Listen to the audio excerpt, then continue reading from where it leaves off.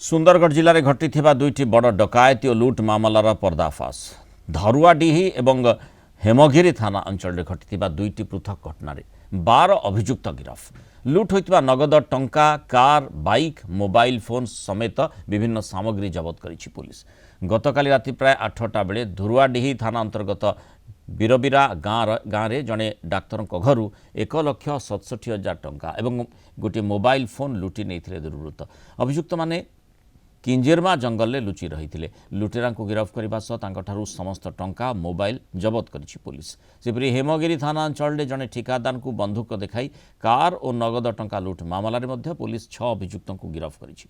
सेमानक निकटरू लुट सामग्री उद्धार करा जायछि। गिरफ होइतिबा अनेक अभियुक्त नारे पूर्वर विभिन्न आपराधिक मामला रही। हेमगिरी लुट मामलें धरा पड़ी 6 जनक मध्यरु 3 जन नाबालक थिबा जणा पड़िछि। Within 6 hours of the incident reporting, all 6 have been apprehended successfully from the Kinjirma jungle area while they were escaping. Recovered items withdrew 1.67 lakh rupees, 1 TVS Apache motorcycle, 1 Bajaj Pulsar जो सीजर है 5टा mobile phone अलगा जदि तांकर involvement रही अलगा case रे सेटा भी हमें फर्दर डिस्कवर करिवो।